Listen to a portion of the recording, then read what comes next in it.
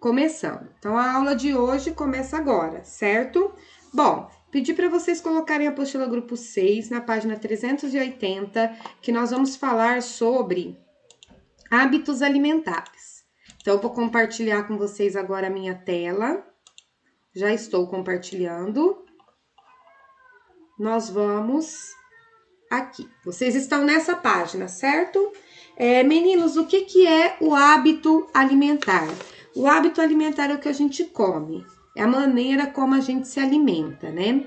E esse hábito alimentar, ele tem que ser saudável, ele tem que ser bom para que a gente possa ter uma boa saúde. Então, aqui nessa página, vocês vão grifar hábito alimentar, é a forma como a gente se alimenta, e ela tem que ser saudável e equilibrada. Para quê? Para que a gente tenha uma boa saúde. Acontece que nos dias de hoje, os nossos hábitos alimentares, eles não estão muito saudáveis e nem muito equilibrados, né? A gente tem o costume de se alimentar com os alimentos que são mais fáceis, mais acessíveis, que geralmente são industrializados e não é muito saudável, apesar de ter nutrientes, não é muito saudável.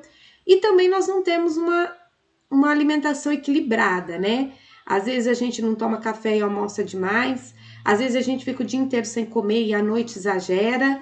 Então, assim, para que a gente possa ter saúde, o nosso hábito alimentar tem que ser saudável e equilibrado, certo? Existem as dietas. Muitas pessoas fazem dietas. O que são dietas? São... Oi? Quem quer perguntar? Depois você manda foto daquela outra página, porque eu saí não deu tempo de eu grifar. Tá, depois é só ver o vídeo, tá bom? Pode deixar que eu mando. Meninos, prestem atenção aqui. As dietas, elas são restrições alimentares, né? E o que são essas restrições alimentares? Você tirar um determinado alimento da sua rotina, né? Da sua alimentação. Vocês já devem ter ouvido, tem microfone ativado. Vamos desativar? Vocês já devem ter ouvido que existem pessoas que são vegetarianas, que existem pessoas que são veganas. O que é isso? Uma pessoa que é vegetariana, ela não come carne. A carne em si, o peixe, o frango, o bife, né? Agora, uma pessoa que é vegana, além dela não comer a carne, ela não come nada, exatamente nada, que é proveniente de origem animal, né? Então, assim, não come ovo porque vem de animal, não bebe leite porque vem do animal, ela alimenta-se única e exclusivamente de produtos vegetais, né? Daquilo que vem dos vegetais. E como a gente aprendeu no grupo passado que as carnes, tudo que vem de origem animal, é rico em proteína, que são alimentos, são nutrientes construtores, retirar os alimentos de origem animal da sua alimentação é muito sério. É muito sério porque vai faltar nutrientes no seu corpo. Então, nós devemos sempre tomar muito cuidado com as nossas dietas, né? Nós não devemos restringir a nossa alimentação e muito menos restringir determinado tipo de alimento, porque isso pode causar sérios danos para a nossa saúde, certinho? A não ser, por exemplo, existem pessoas que têm intolerância à lactose. Se a pessoa tem intolerância à lactose, ela não pode tomar leite nem nada que é derivado de leite. Aí, nesse caso, sim, ela pode fazer essa restrição. O Gui tá aí?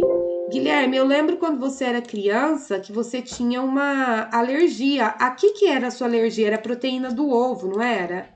Cadê o Gui? Sim, eu não podia. Você ainda não? Você ainda tem essa alergia?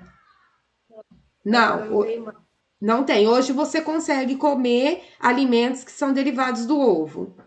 Ah, legal. Então vamos continuar, meninos. Deixa eu projetar aqui de novo. Aqui está falando sobre alguns hábitos alimentares do Brasil. Por exemplo, aqui na nossa região a gente costuma comer o feijão carioquinha, que é esse marronzinho aqui.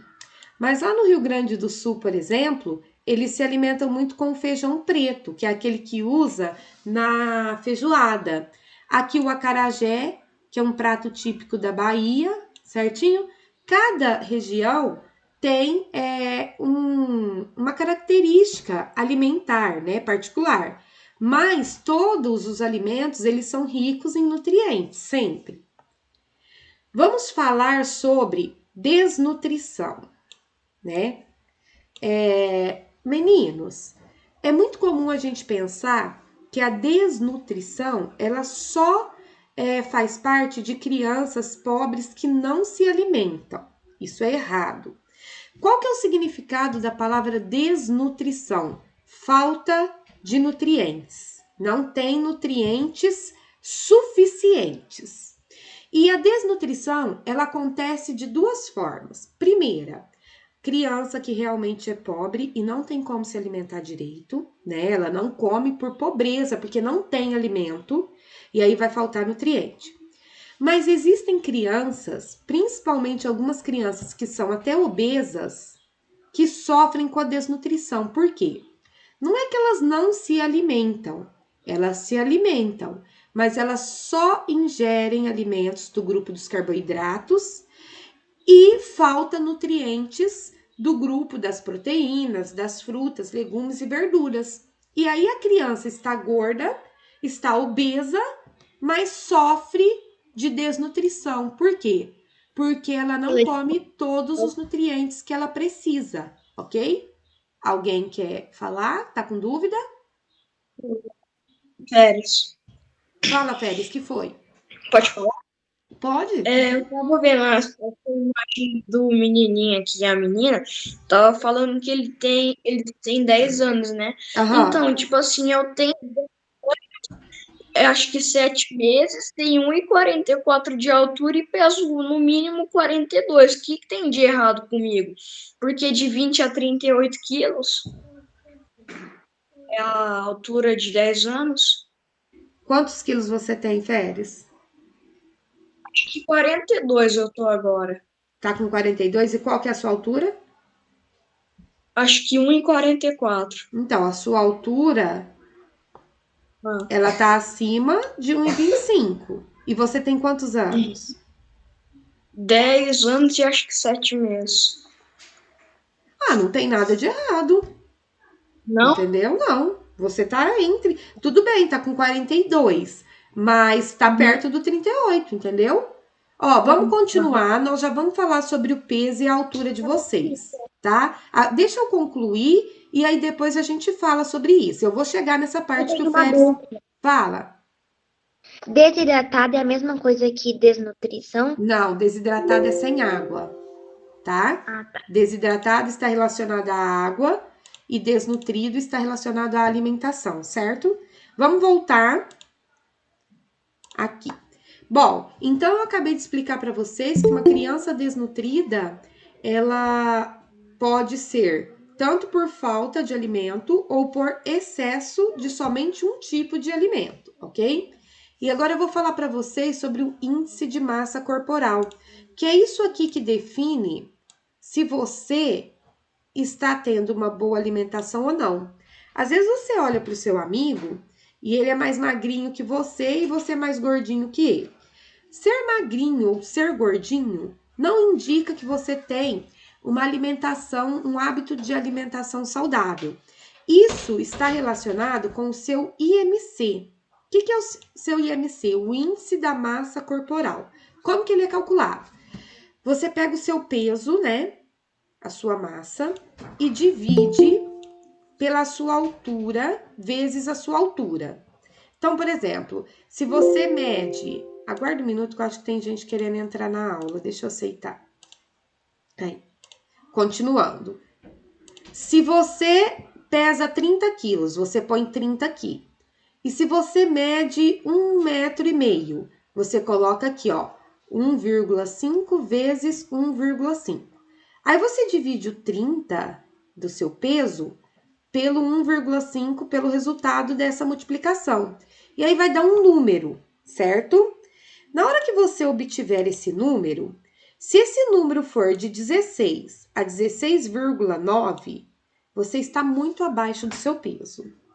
De 17 a 18,4, você está só abaixo do seu peso. Então, provavelmente você pode ter cansaço e ansiedade. Se você estiver muito abaixo do seu peso, você pode ter queda de cabelo, ausência de menstruação nas mulheres e infertilidade.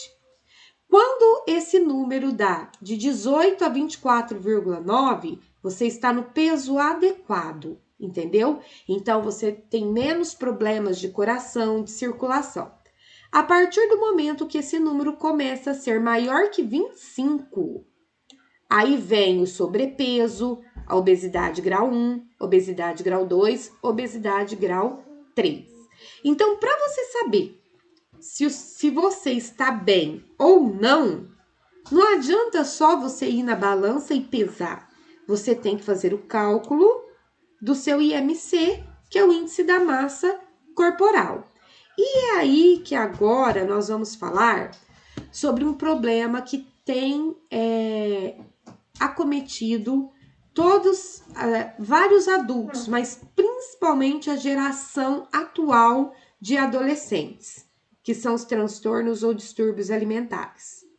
Nós estamos vivendo uma época, com as redes sociais, em que a moda é ser fitness, é ser magro, é ter o abdômen trincado, é não ter nenhum grau de gordura no corpo, é tomar água com limão de manhã. É assim, todo mundo está focado em ter um corpo divino, maravilhoso, como das blogueiras e blogueirinhos que andam postando por aí. O que vocês não sabem é que esse corpo ideal projetado nas redes sociais, na verdade, ele não é o tão ideal assim, não, entendeu? E para você obter esse corpo, não é fácil e às vezes você tem que fazer sacrifícios que vão prejudicar a sua saúde. Mas a mídia, as redes sociais, elas não contam essa parte, né? E aí vem os distúrbios alimentares, né? Nós temos 3 tipos de distúrbios alimentares: a bulimia, a anorexia e a vigorexia, que eu vou explicar para vocês agora. Aqui na página 387, ó, bulimia, anorexia e vigorexia. O que é a anorexia? Vamos começar aqui, ó. Vocês estão observando essa imagem. Meninos, a anorexia, a pessoa tá magra, sim, a ponto de estar desnutrida. Porém, quando ela olha para o espelho, o transtorno psicológico que ela sofre é tão grande que ela se enxerga gorda. A bulimia, que é essa imagem aqui, ela já é o contrário. A pessoa, ela não quer engordar, mas ela quer comer. Então, ela come. A partir do momento que ela come, ela sente culpa por ter comido e ela mesma enfia o dedo na garganta para vomitar e não absorver aquele alimento. E o terceiro transtorno é a vigorexia, ok? A vigorexia é um tipo de transtorno em que a pessoa, ela vive na academia, malhando e ganhando músculos e aumentando músculos e postando foto e não comendo nada. Ela se priva de todo e qualquer tipo de alimento que possa atrapalhar o processo, né, de vigor, de corpo malhado que ela tanto almeja. Qualquer um desses 3 é problema, é distúrbio e não faz bem para a saúde. Entendam que se você mantém um hábito alimentar saudável e pratica exercício físico, pronto, você já tem o corpo ideal. Você não precisa se matar numa academia, exagerar nas atividades físicas, não comer um chocolate, tudo por conta da busca desse corpo ideal que as redes sociais estão postando, porque esse corpo ideal aí das redes sociais, gente, ele é imaginário, entendeu? Para você conseguir esse tipo de corpo, é praticamente um sacrifício de uma vida inteira. Fala, Félix. Tipo assim, meio que meu peso é ideal para minha idade, né? Uhum. Sim. Então, eu, tipo assim, eu me enxergo gorda, eu vejo minha barriga aqui, meio que parece que eu tô com alguma, sei lá, gordura, sabe? Félix, se Mas você se sente bem, se você não se sente cansado, se você tem energia suficiente para realizar todas as suas atividades, e se você faz exames de sangue periodicamente e não tem nenhum problema, seu corpo está ideal, ok? Isso que você acha de olhar para sua barriga e ver gordura e achar que tá gordo, isso é algo que as redes sociais estão impondo às pessoas, entendeu? O que é o corpo ideal? É você se sentir bem, é você ter energia e o suficiente para poder fazer as suas atividades diárias. Se você tem isso, se você não tem nenhum problema que é acusado em um exame de sangue, está tudo certo com você, ok? só que, tipo Que assim, leite. eu me acho assim, vamos supor, gordo, não por causa de redes sociais, porque Uhum. eu olho mesmo minha barriga, sabe? Porque dieta eu não faço. Eu sou Uhum. criança pra fazer dieta. Tem criança que faz dieta, mas eu não faço. Então, do jeito que você falou, então meu peso está adequado. Sim. Fala, Maria Clara. Igual eu não como nenhuma verdura, nenhum tipo de salada. Só que eu não sou obesa. Nem desnutrida, mas é porque você não exagera nos outros tipos de alimento. Meninos, agora vamos continuar. Eu preciso continuar porque eu tô gravando a aula para quem não tá participando. Depois que eu terminar de explicar os exercícios, aí eu vou parar de gravar e a gente volta com os comentários, tá bom? Então vamos lá. Tá. O primeiro exercício que vocês têm aí, que é esse daqui, nós não vamos fazer, tá? Então, esse exercício aqui, não. Página 388, não faremos. E agora, nós temos aqui. Faça uma pesquisa em livros, revistas, jornais e descubra se existe subnutrição no Brasil.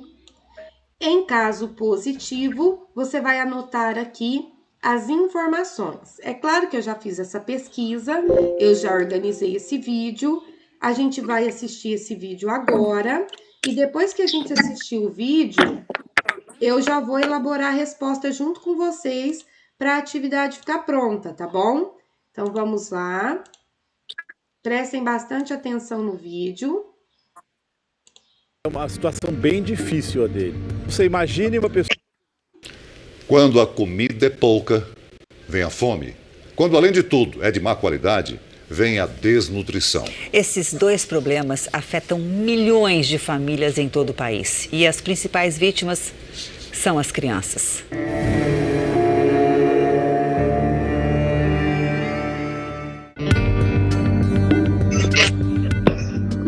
Seu Moisés é uma situação bem difícil a dele. Você imagine uma pessoa desempregada para conseguir sustentar. Bom, tem a esposa e tem mais 7 crianças em casa. É super complicado, uma das situações mais difíceis que nós encontramos foi o seu Moisés. Muito dramática a situação dele mesmo. Eu estou desempregado desde 2015, Sim. né? Desde o ano passado para cá que as coisas se apertou, né? Porque o dinheiro acabou também. Ele mora em Mogi das Cruzes. Curiosamente, a região aqui de Mogi das Cruzes é uma das maiores produtoras de alimentos abastecendo a Grande São Paulo. Na casa do seu Moisés, tem dia que não tem comida nenhuma. Aqui dorme eu, a esposa e 4 crianças. Lá no fundo dorme o Danilo, ali no outro quarto Danilo, no fundo o Daniel. Essa casa foi eu que fiz. Eu não sou pedreiro não. Pode ver que ela tá assim meia fora de esquadro, mas eu consegui pôr ela de pé, né? A geladeira tá vazia, gente. Tá vazia a geladeira, ó. Olha lá. Tem um arroz, Tá suja. No dia que a gente chegou, tinha acabado o gás. O gás aqui na região custa R$55. E aí, como acabou o botijão, a saída deles é fazer o antigo fogo a lenha, né? Com a madeira que sobrou de uma cerca que existia na casa. É tudo improvisado. Mas isso significa que a família não pode cozinhar tudo o que quer. Hoje vai ter arroz de almoço. Eles acenderam fogo a lenha, o que eles fazem comumente. E aí fizeram um arroz, né, para alimentar as crianças. Não tinha nada, era arroz puro. Cadê a tampa? Pra pôr aqui. Pega a tampa lá, Samanta. E esse arroz aí dá para todo mundo? Dá. Fica para almoço e para janta. Quando sobra, eu ponho na tigelinha, tampo.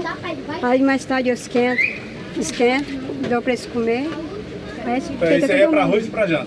Para janta. Às vezes eu cozinho feijão, às vezes eu cozinho lá no gás. Tem vezes com um pouquinho. Para fazer feijão tem que ser no gás, né? No gás. Hoje é um dia que não dá para fazer feijão. Hoje não dá, é só o arroz, que é rapidinho. Hoje é arroz. Era um domingo, isso aí foi mais ou menos um almoço da família. E para dar um gostinho, né, para não ser arroz puro, então a mãe colocou um pouco de molho de tomate em cima. E se as crianças estão com fome, aquele arroz vai matar a fome. Mas em termos de qualidade de alimentação, é muito ruim. Esta criança ela pode estar tendo uma desnutrição de algum elemento que hoje a gente chama como fome oculta, que é justamente a deficiência dos micronutrientes. Eu sou ajudante geral, então se aparece assim, um serviço assim, de faxina ou obra, construção civil, eu trabalho. O senhor faz bico então? Faço, por enquanto eu estou fazendo biquinho. Então a soma do que o filho do seu Moisés, o mais velho, ganha, ele trabalha numa academia, mais o Bolsa Família dá uns R$700 por mês, com 7 crianças. E aí você tem que calçar essas crianças, tem a saúde, tem, enfim, o gás, a alimentação. É muito apertado. Tem dia que eu levanto de manhã aqui e não acho um real no meu bolso para comprar um pão para eles. Ele ficou doente, teve tuberculose. O que é tuberculose? É uma doença do sistema imunológico enfraquecido e ele não é a exceção. Fizeram uma pesquisa nos hospitais e quase 50% dos pacientes que chegam nos hospitais brasileiros têm algum tipo de quadro da desnutrição. Nossa, isso é muito ruim, porque o paciente desnutrido, ele tem vários efeitos negativos.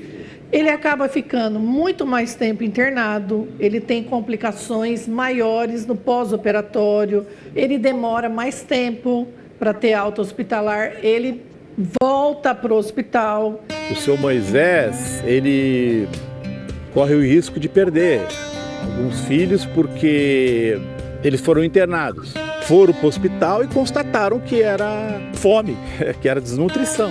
Na época da internação, elas estavam bem mais magrinhas, que elas melhoraram bastante desde então. Estão mais fortes agora e tal.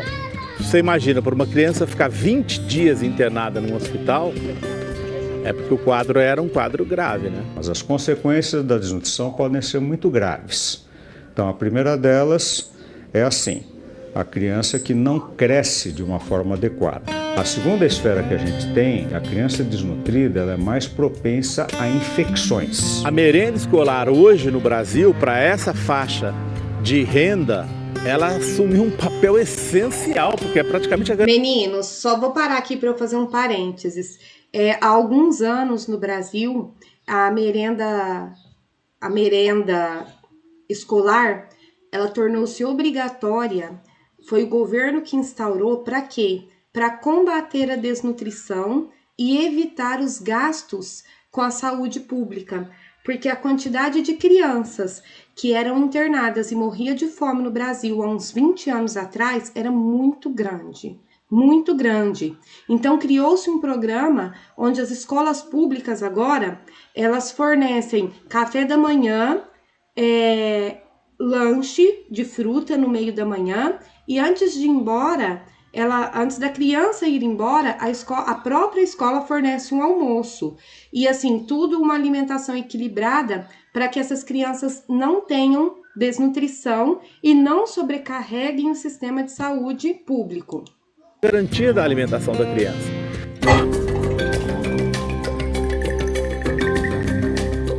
A gente foi numa escola, por exemplo, de uma cidade aqui da Grande São Paulo, e você vê a riqueza da merenda. Bom, hoje a criançada está comendo arroz.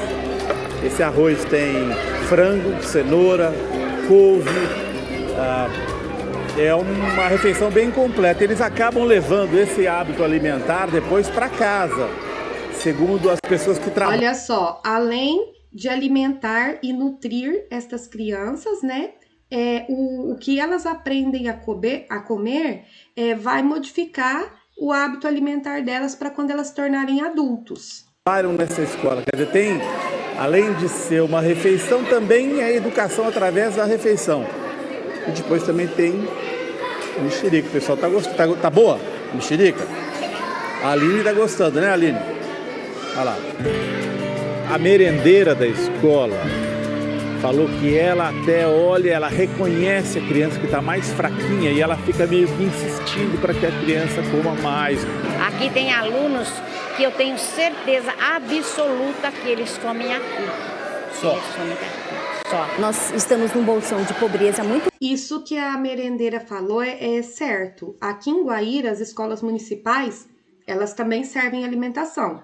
E tem criança que só come na escola. Quando chega em casa, não come nada. Vai comer de novo no outro dia quando vai para a escola. Muito grande. E muitas das famílias não têm condição de se autossustentarem. Então, a merenda escolar, o seu Moisés contou pra gente e a esposa dele que é essencial. É como as crianças comem.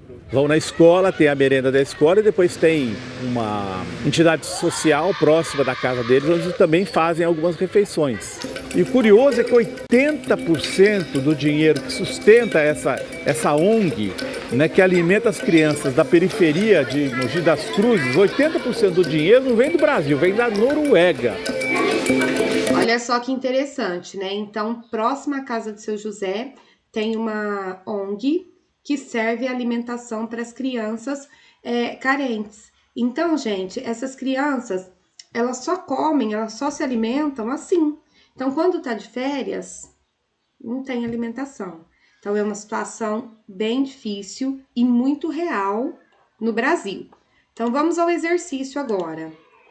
Faça uma pesquisa para saber se existe subnutrição no Brasil. Existe subnutrição no Brasil? Sim. Existe subnutrição no Brasil.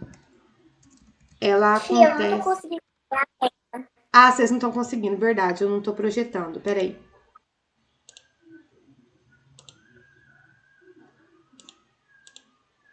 Existe subnutrição no Brasil. Ela acontece em periferias e favelas. E também nas regiões de seca do Nordeste brasileiro, certo? Na região Nordeste do Brasil, também existem muitos casos de desnutrição, principalmente das pessoas que vivem na área da Caatinga, que é uma área seca, que não dá para plantar, né? Então, a desnutrição, a subnutrição, também existe no Brasil. Lembrando que aqui a gente está falando de uma desnutrição e de uma subnutrição que acontece por falta de comida, né? E não por má alimentação. Então, vocês vão copiar aí a resposta. Rapidinho.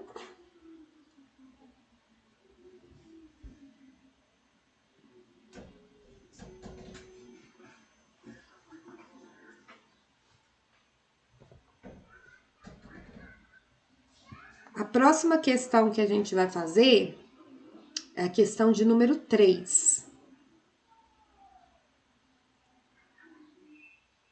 Questão 3. Então, vamos ter... Então, vamos, eu tô esperando. Vamos terminando aí a questão de número 2. Sabe o que eu posso fazer? Posso mandar a resposta da 2 aqui no chat, para que eu possa já ir explicando a questão de número 3. Então, tá aqui para quem ainda não conseguiu copiar. Vamos para a questão 2. A questão de número 2 fala o seguinte: você tem aí um texto do relatório global sobre as crises alimentares, publicado em março de 2018 e apoiado pela Organização das Nações Unidas. Há uma crise de fome severa em 51 países do mundo. A maioria desses países fica na África e no Oriente Médio. Apesar de as crianças subnutridas serem as mais prejudicadas, tem microfone ativado, desativa por favor, pois apresentam problemas graves de desenvolvimento, todas as pessoas de diferentes idades podem sofrer com a redução da capacidade de aprendizado e ter o maior risco de morte por infecções. As principais causas da subnutrição apresentadas pelo relatório são guerras, crises climáticas e desigualdade socioeconômica. Discuta o assunto com seu professor e seus colegas e responda. Apesar de afetar pessoas de todas as faixas etárias, por que a subnutrição é mais grave nas crianças? Gente, porque as crianças estão em fase de desenvolvimento e crescimento. E se elas não se alimentarem direito, elas não vão se desenvolver, não vão crescer e possivelmente elas podem adquirir algumas doenças e morrer. Por quê? Porque elas não se desenvolveram, não desenvolveram o seu sistema imunológico. Então, a subnutrição é muito grave. No caso, para as crianças, mais ainda. Então, vamos lá. A subnutrição é mais grave quando falamos das crianças, pois elas estão em fase de desenvolvimento e crescimento e seu sistema imunológico está fraco. Com a subnutrição, elas podem desenvolver infecções e doenças e vir a óbito. Óbito é morrer, ok? Então, tá aqui a resposta da questão de número 3. Deixa eu projetar aqui maior para vocês enxergarem direitinho.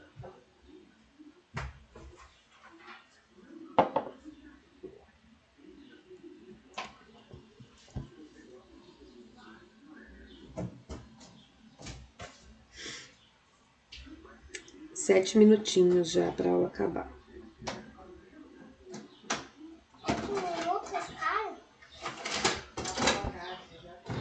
Cassiano.